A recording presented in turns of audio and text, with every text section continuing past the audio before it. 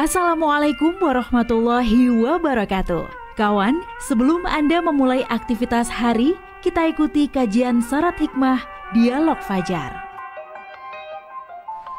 Assalamualaikum warahmatullahi wabarakatuh. Selamat pagi kawan. Apa kabar Anda untuk pagi hari ini?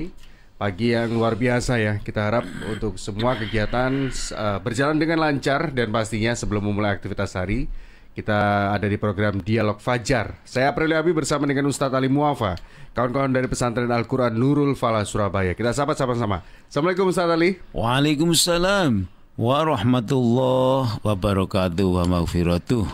Alhamdulillah lego sudah masuk SS begini. Jadi Ustadz dingin soalnya Ustadz. Betul. Ya. Dan kemarin kalau kita membahas di Dialog Fajar itu menarik Ustadz. Iya. Kalau Dialog Fajar 30 menit itu bisa enak gitu. Karena keterbatasan waktu, jadi mungkin masih awalnya saja membahas tentang kriteria kepemimpinan Nabi Ibrahim. Yang berikutnya itu kita bisa masuk ke jenis-jenis kepemimpinan. Termasuk Nabi Ibrahim itu yang kepemimpinannya juga luar biasa. Kalau kita jadikan contoh Ustaz ya. Salah satu Nabi yang kalau bisa dibilang militan juga Ustaz. Ketika harus menjalankan apa yang diperintahkan oleh Allah Subhanahu wa Ta'ala. Nah, ini nanti juga jadi salah satu contoh bagaimana kalau kita itu kalau sudah disuruh oleh Yang Maha Kuasa harus tetap lurus dan langsung dijalankan. Wah, monggo Ustaz tadi itu langsung dijelaskan. Baik. Bismillahirrahmanirrahim. Assalamualaikum warahmatullahi wabarakatuh. Waalaikumsalam warahmatullahi wabarakatuh. Alhamdulillahirabbil alamin. Kita bersyukur kepada Allah Subhanahu wa Ta'ala, apapun keadaannya kita masih eksis ya. Bersama Allah, bersama Rasulullah.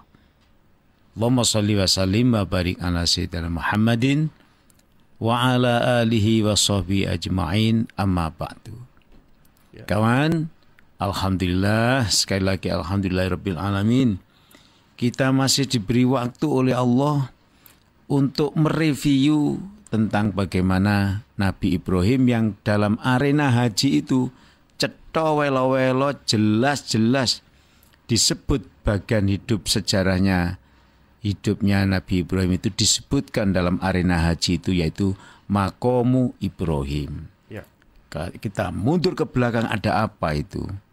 Ternyata Mas Abi tadi menceritakan, jadi kriteria ya karakternya Nabi Ibrahim itu beliau expert ya, super, all out.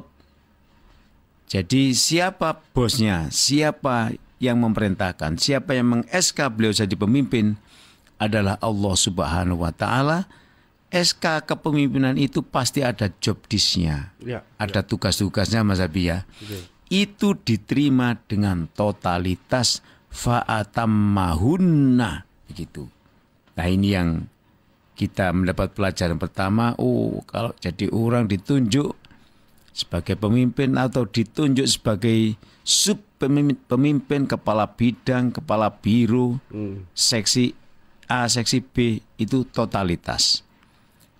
Jangan karena mengabdi pada pimpinannya, ini bicara dunia sekarang, tapi harus diyakini kalau kita bekerja sungguh-sungguh, diniati beribadah pada Allah, maka Allah tidak diam.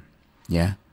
Maka itu yang terjadi pada kehidupan Nabi Ibrahim alaihissalam. Nah, kawan, kita review sebentar. Kemarin pagi kita mengatakan Nabi Ibrahim itu akhirnya bersusah payah. Dan itu diredaksikan dalam suatu kalimat, susah payah tentang bagaimana kader saya ke depan. Beliau berdoa pada Allah Ta'ala, Rabbi habli minas sholihin. Lalu Allah menjawab, fabasyarnahu bihulamin halim. Beliau minta anak yang soleh, tapi Allah cinta kepada Nabi Ibrahim tidak diberi anak soleh Mas. Tapi diberi anak yang halim. Lah ini apa mana ini? Nanti kita bahas sendiri ya. Anak soleh, anak halim. Dan Allah menyebut, aku bahagiakan engkau Ibrahim tidak dengan anak soleh saja, tapi anak yang halim. Masya Allah, kita jadikan doa semuanya itu kawan ya. Amin. Nah jadi akhirnya lahirlah putra yang didambakan, namanya adalah Nabi atau Sang Ismail alaihissalam. Kita masih bertanya lagi bagaimana Sang Ismail yang masih kecil begitu memiliki komitmen yang sangat tinggi. Nah ini Nabi Ibrahim diuji oleh Allah. Setelah engkau aku kasih anak yang menggembirakan seperti itu, apakah ketaatanmu kepadaku pada Allah berubah? Jadi dia lebih mencintai anaknya. Anak ini harta benda Mas Habib. Ya, betul. Apakah dia lupa dengan sujudnya kepada Allah, tapi dia menyembah kepada harta bendanya, kepada anaknya? Karena Allah menyebut ini anak ini, aku bahagiakan dengan anak ini. Ada Mas Habib misalnya, kita punya anak kecil yang lucu begitu. Nah, seharian kita kerja, ketemu anak kecil, ketemu cucu kita yang lucu-lucunya. Sampai minum yang disiapkan istri kita itu loh sampai adem, gak diminum.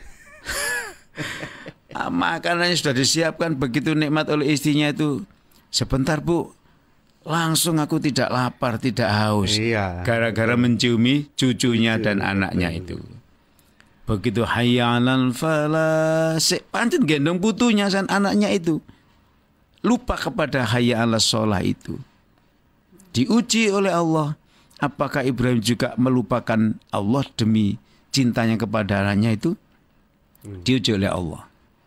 Suatu saat anak yang sedang lucu-lucunya itu, ini saya sedang membuat gambaran ya, sedang lucu-lucunya diciumi karena masih bayi misalnya. Ini sudah anak-anak ya. Disuruh menyembelih oleh Allah. La ilaha illallah Muhammadur Rasulullah. Anak yang dirudukan puluhan tahunnya nggak masuk akal lamanya kelahirannya, disuruh menyembelih oleh Allah. Nabi Ibrahim tugas pertamanya adalah mencari keyakinan. Apakah ini mimpi yang disulut oleh setan, ataukah iblis, ataukah apa? Ternyata dengan pendekatan, dengan ibadahnya, dengan sujudnya, dengan puasanya, dengan doanya, Nabi Ibrahim diberi keyakinan oleh Allah bahwa memang itu perintah Allah untuk menyembelih Sang Ismail. Jadi kalau Nabi Ibrahim mendapat perintah Allah itu masih dimulai dengan kalimat Bismillahirrahmanirrahim. Ya Allah, benar ya, Engkau mengutus aku begini dan begitu. Didoakan, disolati, dikerjakan. Berat ya Ustaz. Berat.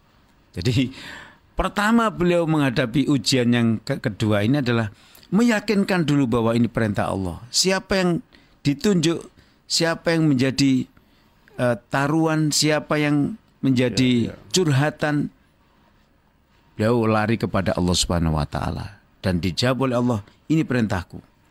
Sudah yakin Mas Habib? Tahap pertama meyakinkan dirinya bahwa itu harus disembelih anaknya itu. Tahap kedua apa? Ini yang mengandung dan melahirkan anak saya ini adalah istri saya. Tak sembelih begitu rupa, bagaimana kira-kira? Kira-kira gitu ya dalam hatinya ya. Akhirnya dia sharing dengan istrinya. Yo kak moro-moro dibeleh begitu Mas Abi ya kan. Ini pekerjaan nomor 2, meyakinkan istrinya bahwa ini perintah Allah. Rupanya Allah menguji kita. Anak ini akan diambilnya tidak dengan cara dimatikan sendiri oleh Allah, tapi kita disuruh menyembelihnya. Dan tangan saya yang disuruh menyembelih, bukan engkau, bukan siapa-siapa. Dan engkau yang menggendongnya, engkau yang menggembolnya di perutmu, engkau yang melahirkannya, menyusuinya dan lain-lain. Ternyata diminta oleh Allah. Bagaimana pendapatmu? Berat sekali. Yes. Intinya dengan sedemikian rupa Nabi Ibrahim kan bicaranya tidak dengan lisan, tapi dengan hati sanubari yang paling dalam, yang telah dia konsultasikan dengan Allah. Bagaimana ya Allah, tunjukkan aku bicara dengan istriku yang menggendong sang anak yang akan saya sembelih itu. Selesai PR kedua. Yang ketiga sekarang. Iya, kalau kamu yang punya anak, kita yang punya anak itu oke, kita sembelih anak kita. Karena ini perintah Allah. Totalitas tadi. Fa'atammahunna itu tadi. Maka Nabi Ibrahim mengajak sharing dengan ananda tercinta Ismail alaihissalam. Wahai anakku yang sangat aku banggakan. Wes dirayu-rayu megap-megap kira-kira Mas. Ya. Iya betul. Akhirnya diucapkan juga, ya. Bagaimana pendapatmu? Ya, bahasa Arabnya itu bagaimana pendapatmu memang. Sekiranya engkau aku sembelih. Karena Allah memerintahkan aku untuk melakukan itu. Yo kira-kira ngeblak begitu nih arek saiki. Iya, betul. Ya, wong anak sekarang, ayo sholat subuh. Mulet. Itu kan mulet, mengorbankan AC-nya, mengorbankan selimutnya kan. Itu setengah mati Mas Abi ya. Apalagi ini dibeleh Ustaz. Lah, itu mengorbankan bukan selimutnya, bukan AC-nya, nyawanya. Luar biasa itu. Allah Karim. Ya. Tapi memang apakah seorang pemimpin itu akan selalu mendapatkan ujian-ujian yang berat dan juga tidak biasa seperti Ustaz? Ya, Allah sudah mengumumkan dalam berbagai kesempatan ayatnya, orang-orang yang hebat itu memang dilatih oleh Allah untuk menghadapi ujian-ujian. Nah sekarang kalau kita bicara ujiannya para nabi dan rasul itu untuk menggembleng agar mintanya lebih baik lagi.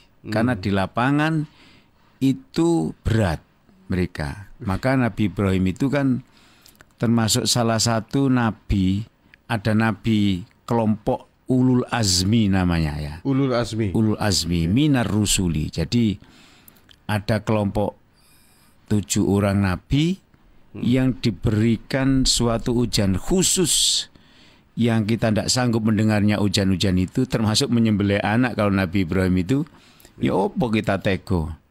Nah tapi semua ujian-ujian itu dilalui dengan totalitas, hatinya ikhlas lillahi ta'ala. Akhirnya diantaranya Nabi Ibrahim itu mendapat gelar kekasih Allah atau Khalilullah. Luar biasa. Wong sampean kekasihnya itu loh Mas. Kekasih sampean kan anak dan istrinya misalnya. Iya. Jaluk apa dituruti. Gurung jaluk itu ekspresi wajahnya saja kita sudah tahu. Nak kau kepin sepatu itu ya. Misalnya kan begitu ya. Kepin mainan mobil-mobilan yang itu tah. Itu kita. Jadi Allah ya coba begitu. Nanti kita buktikan dalam sejarahnya. Duh, berarti gak cukup pagi ini juga kita bicara. Besok ya, insya Allah. Jadi akhirnya ini yang buat kita kaget kawan.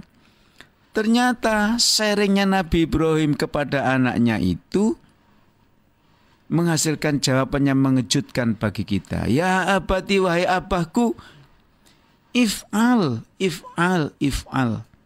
Lakukan wahai ayahku. Kalau itu perintah Allah wahai ayahku, mohon engkau segera melakukannya. Jadi seakan-akan dituturi ayahnya ini malah. Ya. Kalau perintah Allah bukankah kita harus taat wahai ayahku? Apapun yang diperintahkan olehnya kita akan lakukan. If'al. Lakukan wahai abahku. Loh tidak hanya itu Mas. Satajiduni insyaallahu minas sabirin. Ini yang membuat kita tercengang lagi. Sudah tadi lakukan wahai ayahku untuk menyembelih aku karena itu perintah Allah. Ya. Meski nyawa yang harus diambil, saya bertaslim, saya pasrah, saya sabar, saya ikhlas.